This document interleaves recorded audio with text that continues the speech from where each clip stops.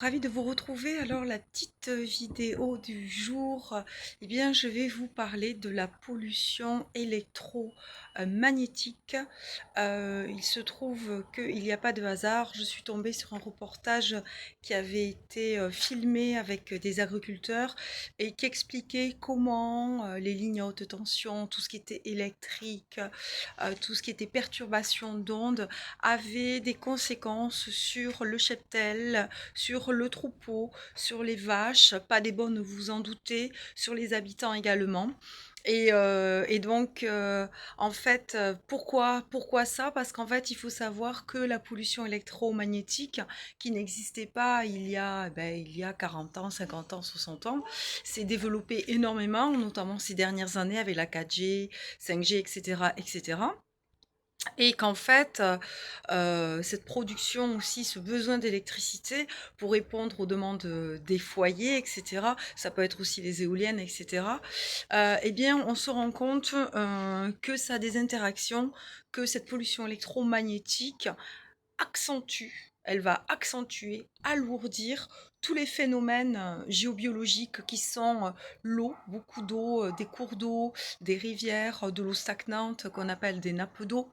Souvent, ça peut être même en millefeuille, qui résonne en nous, ça entre en résonance la nuit avec l'eau qu'on a dans notre corps, et notamment les animaux qui, en fait, ne sont pas réceptifs, hein, n'ont pas de problématique avec tout ce qui influence de l'eau et les failles. Alors les failles, pour ceux qui ne connaissent pas, il faut imaginer des fractures de roches, des micro-fissures dans le sol, etc. Et de ces micro-fissures, de ces fractures souterraines qui peuvent être dues à des tremblements de terre, si on fait de gros travaux également dans le sous-sol, eh bien en fait, qu'est-ce que ça provoque? Ça va provoquer des émissions de gaz, et ça, c'est pas bon du tout, du tout. Donc tous ces couplages et maintenant, arriver avec la pollution électromagnétique, eh bien, ça a une incidence sur nos animaux, nos animaux de compagnie. Ça peut être des élevages de lapins, ça peut être le cheptel bétail, ça peut être les poules, ça peut être tout ce qui est animaux. Même les abeilles ont des comportements assez bizarres. Donc, je sais qu'on neutralise aussi tout ce qui est pollution électromagnétique pour les abeilles. Donc, on a des techniques, on a des outils pour non seulement bien sûr localiser, mais neutraliser ces phénomènes. Il ne s'agit pas que de les trouver, ici il faut les éliminer, il faut donc les neutraliser, et ça se répercute sur plein de façons, hein. Ça, altération de la santé, perturbation au niveau comportemental, ça peut être baisse de la productivité au niveau de la production animalière, etc., performance, santé, et bien sûr, je le dis toujours, n'oubliez pas, et c'est primordial, de toujours consulter un vétérinaire, bien sûr, ou un médecin, et ne jamais arrêter un traitement médical en cours. Voilà, mais je pense qu'on peut tout allier. On peut allier le traitement médical et également neutraliser une influence pour essayer, comme un arc-en-ciel, d'utiliser tous les outils, parce que ce que nous voulons tous, un agriculteur, il veut quoi? Il veut avoir de bons veaux, il veut avoir plein d'œufs, il veut avoir des animaux en pleine santé, performants, voilà, qui sont aptes soit à la reproduction, soit bien à la production, à la production animale, etc. Et pareil, on adore nos animaux de compagnie. Qu'est-ce qu'on veut? On a envie que nos animaux de compagnie soient bien, ils ne soient pas impactés par notre lieu de vie, surtout notre environnement, toutes ces choses en fait qui nous perturbent et qu'on a du mal à percevoir, puisque ce sont des influences qui viennent souvent du sous-sol, comme je vous le disais, mais qu'on ressent quand on a des problèmes de fatigue, de sommeil, de réveil nocturne, et on n'arrive pas à se rendormir, on arrive dans une maison, tout devient lourd, même se laver, faire une tâche, il y a beaucoup de disputes, l'ambiance est lourde, etc. Mais ça vient de tout ce qu'a vécu le lieu, le terrain, mais aussi tous les habitants, tout ce qui s'est passé avant que vous arriviez. Imaginez, vous arrivez dans une maison et un couple s'est disputé violemment, il y avait des querelles verbales, ça peut être même la violence physique aussi, tout ça, ça met des empreintes hein, qui s'accrochent hein, sur le lieu, sur les murs, etc. Et puis il y a aussi le vécu du terrain. On a eu beaucoup d'histoires sur que ce soit les guerres, que ce soit les batailles, que ce soit les épidémies, les pestes, le choléra, la grippe espagnole, etc. Et j'en oublie des tas, et puis des tas de phénomènes d'incendies, d'inondations, de maladies, etc.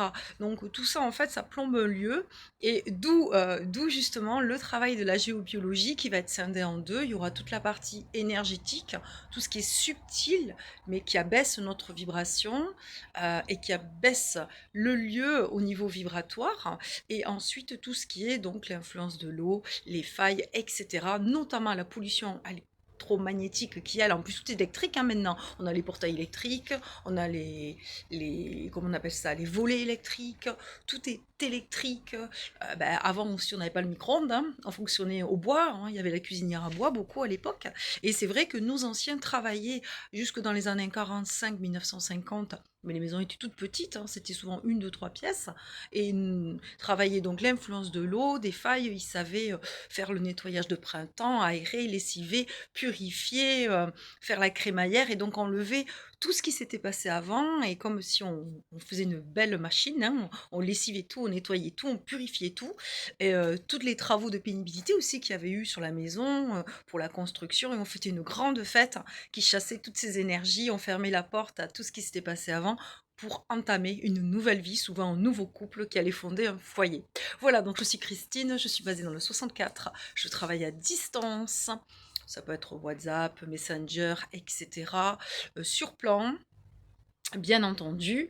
Je suis également donc coach accompagnant de tout ce qu'on appelle nous le feng shui de l'humain, c'est-à-dire tout ce qui s'est passé dans notre enfance, toutes nos croyances, tous nos schémas répétitifs, tout ce qui se reproduit d'arrière-grands-parents, avec les grands-parents, avec les parents, de tout ce qui a fait qu'on a été conditionné, et qu'en fait on croit avoir des choix, où on n'avance pas, on manque de confiance en nous, on procrastine, etc. Et donc ça va permettre justement cet accompagnement. Là, ce sont des séances en accompagnement sur des problématiques et des blocages que vous vivez dans votre vie personnelle ou professionnelle. Et le feng shui de l'habitat qui permet d'activer l'énergie dans votre lieu de vie, et que ce lieu de vie va vous soutenir, être soutenu par votre environnement, et d'éviter des choses qui fait que en fait votre maison elle n'est pas du tout au top, elle respire pas. Et des conseils, ça peut être une maison qui est près d'une voie ferrée, une maison qui est dans une impasse, une maison qui est près d'un cimetière, une maison qui est près d'un château d'eau. Il y a des tas de choses à prendre en compte dans l'étude géobiologique. Alors pour me contacter, eh bien vous aurez mes coordonnées en dessous. C'est la ligne professionnelle, toujours me laisser votre message avec vos coordonnées afin que je puisse vous recontacter. Et surtout bien laisser un mot, voilà, c'est important pour moi car ensuite sinon je ne recontacte pas. Et il y a toujours un entretien découverte, un diagnostic offert, dans lequel vous allez m'exposer qu'est-ce qui se passe, vous n'arrivez pas à vendre votre maison, vous avez un problème avec le cheptel, vous êtes arrivé dans une nouvelle maison, vous n'arrêtez pas d'avoir des pannes, la maison ne se vend pas, vous êtes bloqué, vous êtes en burn-out, ça va pas du tout, il y a des tensions dans la famille, on se dispute, mais vraiment tous les côtés, etc. Et voilà, ça c'est un ensemble de choses qui fait que moi j'ai vécu beaucoup de choses sur mon lieu de vie, dans ma vie, c'est pour ça que j'ai fait des vidéos. Et voilà, et comment en travaillant tout ceci, puisque tout entre en interaction, hein, notre lieu de vie agit sur nous, nous on agit sur notre lieu de vie, donc c'est pour ça qu'il est important euh, de bien se sentir chez soi, et puis j'ai des outils qui permettent aussi de travailler pour être bien en soi, de se réaliser. Voilà, je vous dis à très vite, prenez soin de vous, là je me dépêche parce qu'après il va faire que pleuvoir.